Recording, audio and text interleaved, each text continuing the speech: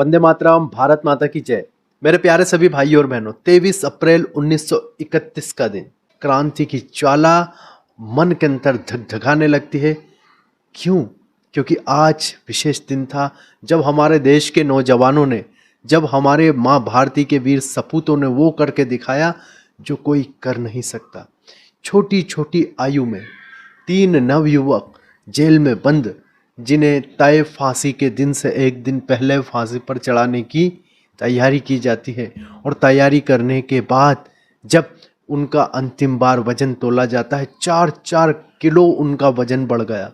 सोचिए, मौत का नाम सुनते ही लोगों का बीपी बढ़ जाता है, घट जाता है, टेंशन आ जाता है, डिप्रेशन में चले जाते हैं, अवसाद में चले जाते हैं। मौत का नाम सुनते ही गंभीर बीमारियां डॉक्टर के यहाँ दवाखाने में सुनते ही आधे तो वहीं ढेर हो जाते हैं। ऐसे में एक मानव शरीर में जन्मे वीर तेज पुंज महान क्रांतिकारी भगत सिंह और उनके साथियों के अंदर एक विशेष अद्भुत शक्ति थी। इसे विशेष ही कहा जाएगा, सब में नहीं होती है। और उसी शक्ति की, उसी क्रांति की, भक्ति की हम सभी उनको मूर्त मानते हुए उनको नमन करते हैं। कि इस दिन को हम वीरों को वीरांजलि देते हैं, ऐसे वीर जिन्होंने माँ भारती का मस्तक सदैव ऊंचा कर दिया। भगत सिंह जी और उनके साथी सुखदेव और राजगुरु जी, ये महान वैरागी थे, तपस्वी थे, क्रांतिकारी थे। उनके मन के अंदर सिर्फ एक ही बात चला करती थी, भारत भारत भारत और उसकी आज़ादी, पूर्ण आज़ादी, पूर्ण स्वराज्य। ये जो पूर्ण स्वराज्य की मांग है, ये भगत सिंह जी और उनके साथियों के द्वारा ही दी गई है। हमने डोमेनियन स्टेटस की मांग की है और वो हम लेकर रहेंगे। टोटल इंडिपेंडेंस, पूर्ण स्वराज, बस ये हमारा हक है और हम इसे छीन के लेंगे। इंकलाब जिंदाबाद, इंकलाब जिंदाबाद। के पूर्ण स्वराज्य चाहिए। भारत के लोग अंग्रेजों के साथ मिलकर के सरकारें चला रहे थे, काफी वर्षों पहले से चला रहे थे। आज़ादी के काफी वर्षों के पहले से भारत की कई पार्टियां वहां पर जाकर के और सरकार के साथ मिलकर के काम करती थी। काफी सारे नेता मिनिस्टर थे, उनके लिए पूर्ण स्वराज्य कोई आवश्यक नहीं था। लेकिन जब भगत सिंह जी ने कहा कि पूर्ण स्वराज्य चाहिए, तब जाकर के फिर सब लोगों ने यह शब्द बोलना शुरू किया, आरंभ किया। भगत सिंह जी और उनके साथी बहुत महान विचारधारा के थे। भगत सिंह जी के बारे में विशेष कहा जाता है कि भगत सिंह जी ने छोटी सी आयु से ही क्रांति का शंख बिगुल बजा दिया था। ऐसे महान थे भगत सिंह। आज 2-2, 3-3 साल के बच्चे को देखो तो क्या करेगा, मोबाइल में टिकटॉक पर उसकी माँ उसको वीडियो दिखाएगी। लेकिन माँ विद्यावती के वे पुत्र, वे इतने महान थे, वे इतने ओजस्वी थे कि 3 साल की आयु में खेत के अंदर गड्ढा खोद करके और पिस्तौल बो रहे थे। पिस्तौल क्यों बो रहे थे? कि इसकी फिर फसल आएगी, बंदूकें निकलेंगी और उन बंदूकों की, उस फसल से हम भारत के अंदर रह रहे, भारत को गुलाम बनाने वाले हर एक दुष्ट आतताई अत्याचारी का नाश करेंगे, सर्वनाश करेंगे। इतनी महान सोच बचपन में लेकर के आने वाला कोई साधारण नहीं। और बाद में तो फिर उन्होंने इतना अध्ययन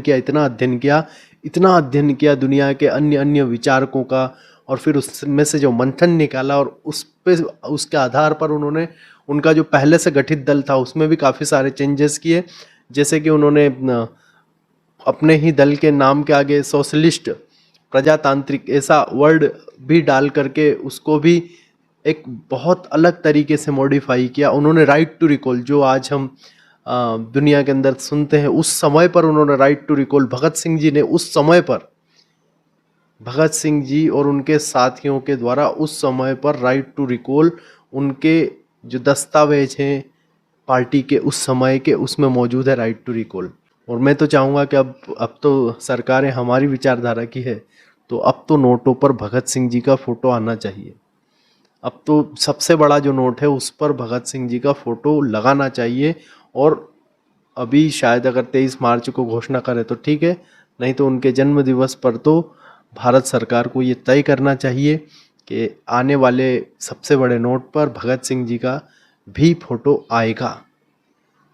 और ऐसा करने से भगत सिंह जी की विचारों को हम जन जन के मन तक पहुंचाने में बहुत काफ़ी हद तक सफल होंगे। भगत सिंह जी के जो विचार थे सभी युवाओं को पढ़ना चाहिए। उन विचारों से युवा यदि प्रेरणा लेने लगेंगे तो भारत के अंदर करप्शन, भ्रष्टाचारी, भुखमरी, बेरोजगारी, असमानता, ये निर्धनता, इस प्रकार की कोई भी बीमारियां हमारे समाज के अंदर रहेगी नहीं, रह सकती नहीं है।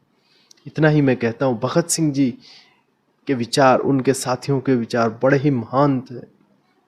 23 मार्च का 1931 का वो दिन कभी भी भारत भूलेगा नहीं। उन दुष्ट आतताई अत्याचारियों ने जिस प्रकार से कानूनों को धता बताते हुए एक दिन पहले ही भगत सिंह जी और उनके साथियों को जिस प्रकार से पहले तो गलत तरीके से फांसी दिया और बाद में उनके टुकड़े कर कर कर नदी के किनारे पर जलाने की कोशिश की, इससे बड़ा दुर्दांत कृत्य हो नहीं सकता। और भगत सिंह जी कह गए थे कि मेरी मौत के 15 वर्ष के बाद भारत आज़ाद हो जाएगा। और ठीक उनकी मौत के ठीक 15 वर्ष के बाद घोषणा हो गई थी कि अगले साल भारत आज़ाद हो जाएगा। इतनी दूरदर्शिता रखने वाले थे भगत सिंह जी, छोटी सी आयु में, 23 साल की उम्र में। तो मैं सभी साथियों से यही कहना चाहूँगा कि हमें हमारे क्रांतिकारियों के विचारों को पढ़ना चाहिए।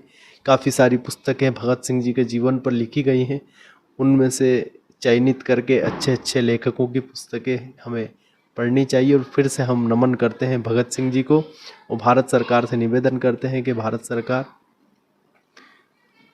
भगत सिंह जी के चित्र को भारत की मुद्रा पर अंकित करें।